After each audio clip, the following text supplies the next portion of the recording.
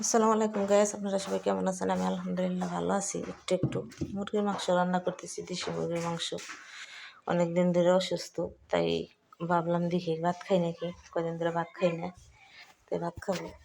তো মুরগির মাংস কালকে ধুইলাম, আর এক পদের ব্রয়লার মুরগি ওই যে আমি করতেছি। তো দেখেন, লেবু দিয়েছি, ধুয়ে দিই। আমি দেশিটা রান্না করবো আমার জন্য, আর আমার ছেলেকে জন্য রান্না করবো হলো ব্রয়লার।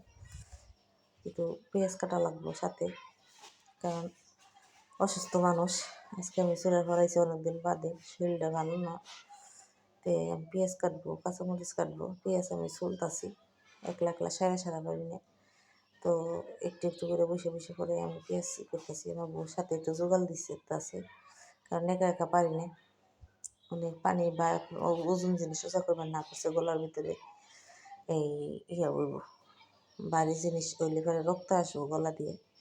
এই যে পেঁয়াজ কাটতেছি জুড়ি জুড়ি করে কেটে। ভাত হয়ে গেছে, সারা পারি না, কারণ আগে তো দৌড় বাইরে কাজ করছি, এখন তার কাজ করতে পারি না এরকম করে। তাই আমি আস্তে আস্তে সব কিছুই করতেছি। আমার ছেলের বউ একটু জোগাল দিতেছে। এই যে পেঁয়াজ কাটলাম আমি, পেঁয়াজ কাটার পরে তো আমার জন্য সবাই দোয়া করবেন, আমি যেন তাড়াতাড়ি সুস্থ হয়ে উঠি, ভালো হয়ে উঠি। কারণ আমার এইভাবে শুয়ে থাকতে ভালো লাগে না, অনেক কষ্ট হয় আমার।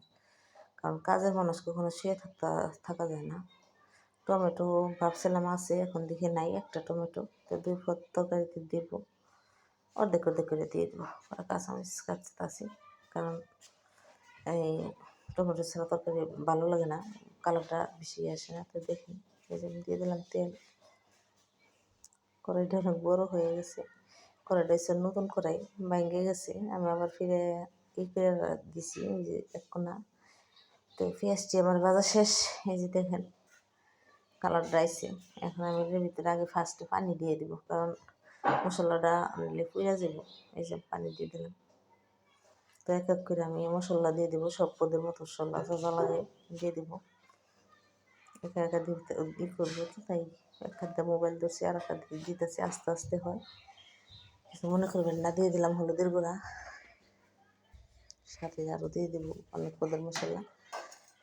এখন দেবো আমি মরিচের গুঁড়া, ধনিয়ার গুঁড়া।